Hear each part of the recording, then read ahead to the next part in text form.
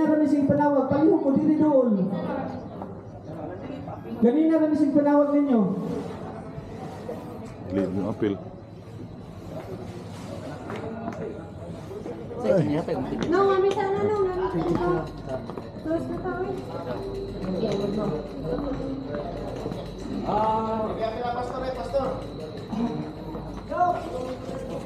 Morning! Okay, good morning sa tanan. Good morning. Nana ba ang tanan? Wala pa. Wala pa. Anyways, ako usara kong kuhan ang iyo sa inyo, no? Lumba mo siya, pero pag-amping musdalan. No, is kay ato ang daan, friend. Public road man siya.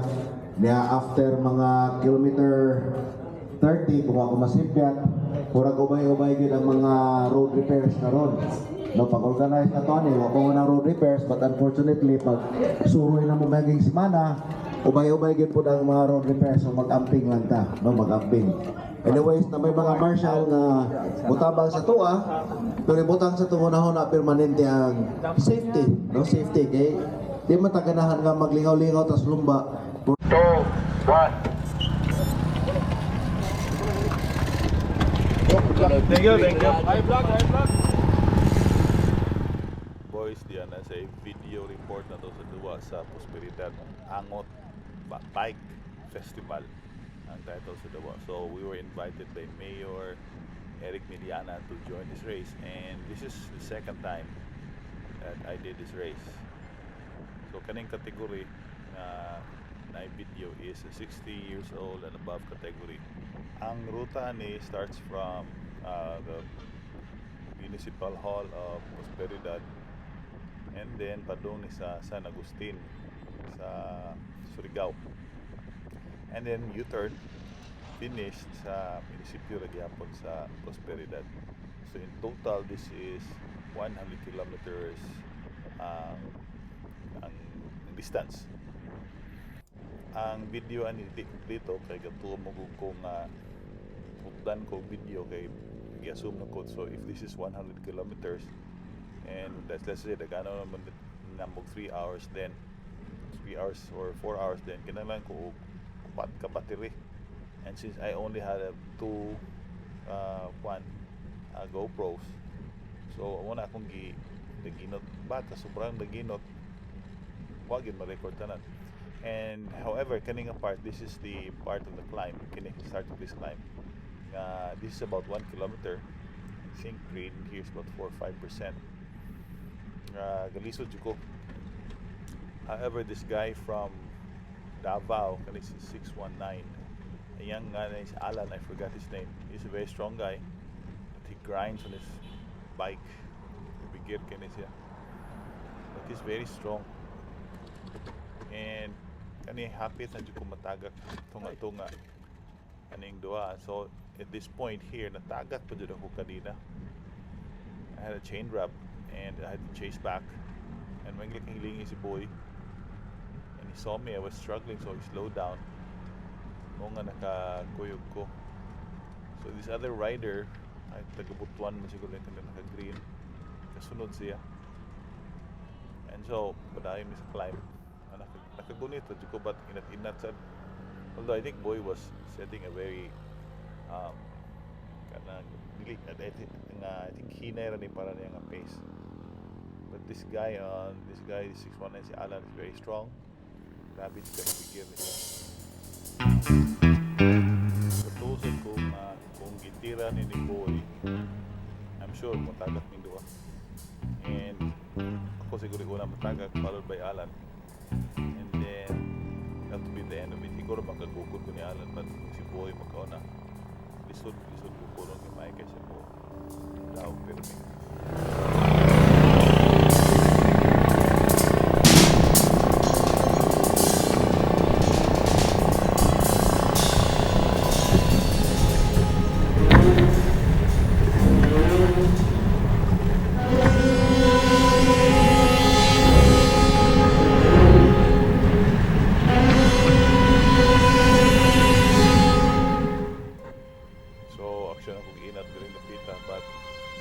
See the end, or other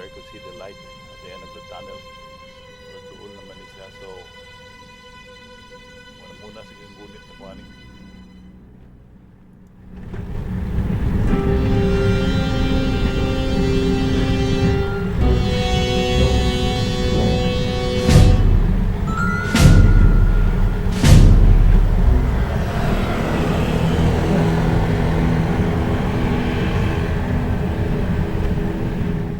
This part of the climb, the road starts to flatten a little bit, and that's why I was able to get back to Alan's wheel. And thankful sa ko because boy is looking after me. Di sa kumatagag. So I could see the light at the end of the tunnel. Dulan lang ni siya sa crest. And then ang sunod na lang ani is the downhill. Last year, construction pa ni and delikado. And this time bintahan na ang quality sa karsada.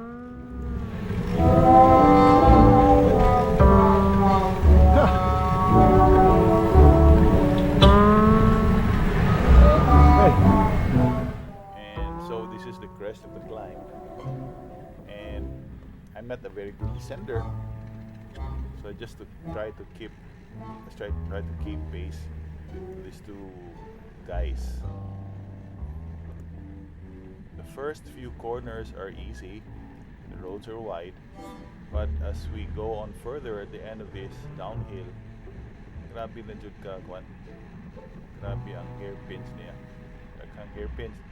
So if you plan to do this race, mas bayo gid mo nang i-recon before ka maduwa kay kung sukay kag dagat ning delikado sad na mga sugat no. Although it's basically a traffic-free descent, but mas may careful ka. But kung dili, okay na sa sunod-sunod ka. So, unsa na ka kung mag-display, regular mag-update na sa box. So, imagine makuha ni, and this happened pagkaugma during stage 2, nagkuha ni siya, bahada ni Puso, it was raining cats and dog, grabe, ginawa, bahagid ang kuhan, ang kalsada. So wala mo kay video, but it's just amazing how si boy pag na is very good bike handling skills. Yan rims carbon, and then yung brake para pang aluminum. So everybody knows na kanang ka kombinasyon brake pads for aluminum and then carbon rims really gonna work even in good weather. Sana ka mo magpuno. But dili man ko Marlboro Pro champion. So that's why it's very good at it.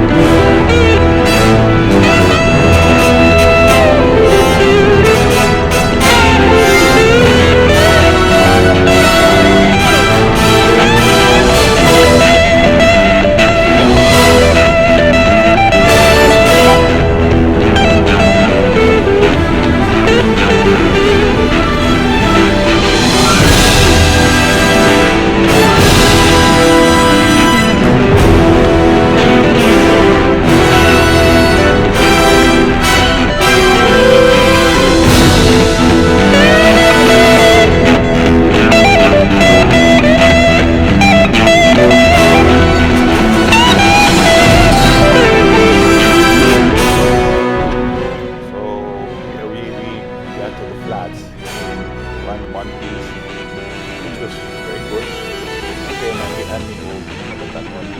So kini si Alan kunit sa matatanon. Nakila ni sa magpatanon kani kategory ni Baroy I think 30 maybe 40 years old.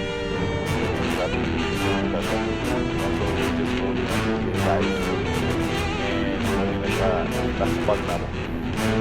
But si Alan, I think si Alan na laspag po or serve.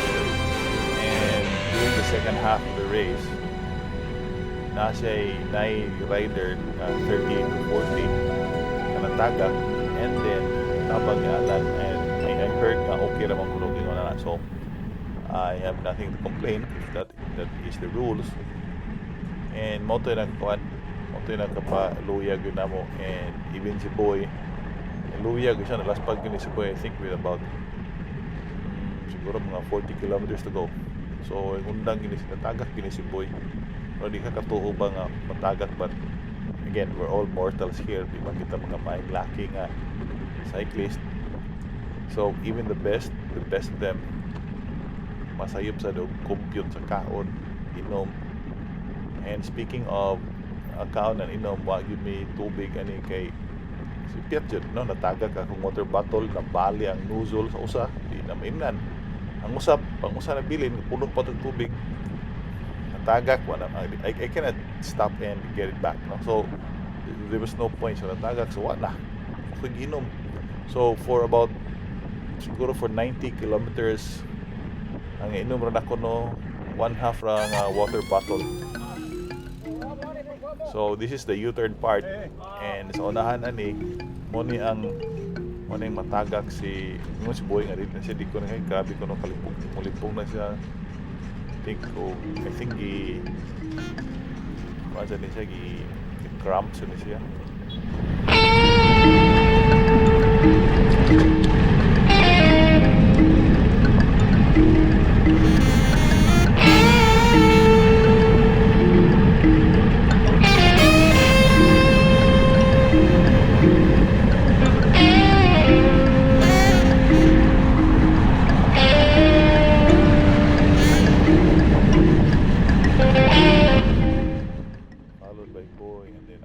As much as possible uli kay natulo na mo ani sa kaming tulo. I think I am the weakest when it comes to the hills. I think I can hold on my own kung patag lang pero kuan na gani saka na galigsugod naluya di ko.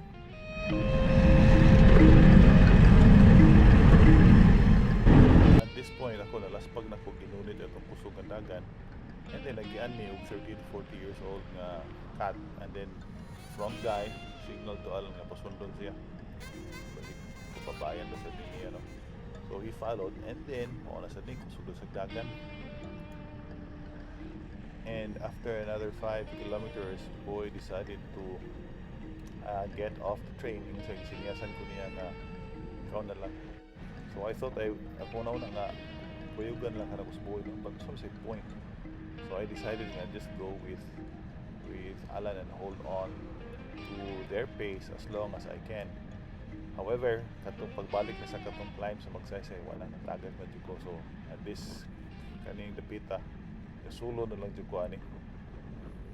Basta inita na gyud and then why tubig how good kayo grabe ko how. So fortunately I think about 8 kilometers from the race I escort na tao ni mayor nga gigian ko. So I asked for water na siya gamay nga tubig kuwang lang gihapon. So I gave him money palit kong tubig and so mo nakasave na ko.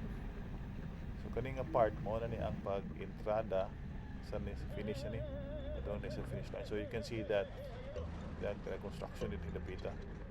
So hopefully next year dili na ni siya ingon ini ka sa among. So this is the bridge if you are from Butuan mo enter na ka sa town proper sa Prosperidad. So the one there's a corner to the right padong na sa ilang merkado terminal kani kadiretso man ni padong ta sa munisipyo. So this is just about a kilometer from finish line and para nako I decided na I would stop chasing Alan down kay ang race rule says that kung first ka 10 points, second ka 9 points. So bisa pag mabiyaan ko niya usa ka oras, 1 point ra gyud ang diferensya namo. And I was thinking I'll just take it easy karon and then try to do better pagkaugma. It's another road race and I think the road suits me better pagka second day. Kani magungurta pag uli siguro last, I would say last 15k. Grabe pagkadaghan, saka na og murag dili mahurot. So this is the flattish part of the final kilometer of the race, and I was just so glad nga nakahuman ko. However, I really ran out of sugar at the end nga. I was almost seeing white. Luspad, I don't know. Dili lang kay ako siguro ng luspad, hasta ako pananaw ng luspad. But it was a good thing diha si Kyle o si Amon. So I asked Kyle papalit ko one Mountain Dew tubig. So moto na ulian ko. Then Amon was very kind as I was sitting down on the floor. Amon nasa ko siya kag electric fan and then iyang kong ipahingan para makarecover ko. So mo na ni ang climb. So this is like maybe 100 meters to the finish line. And so I finished second on this race. So ang first ani si Alan, and I think siguro more than 10-15 minutes siguro ang biyari. Ako and then si Boy was I think again 15-20 minutes na ako kay grabe mo sa niya kaluya. So muna yung finish line. And so I went to the Municipal Hall building. Pagkabot ako na ako dito. Kamari, pinok ka rito. Ito si Mayor kapabot mo. And I told them, saka kiwa na dito umuwi kumpa. And that's when I started to faint a little bit. So mahigali again, thanks to Kyle sa pagpalit sa Mountain Dew sa tubig.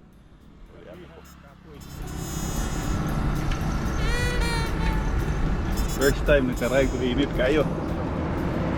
2 weeks. Happy hagapuya.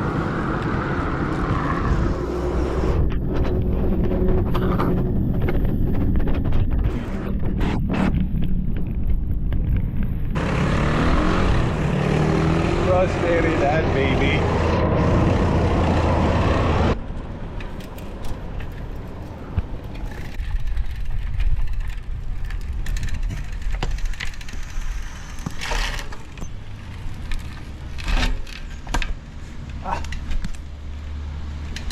Good.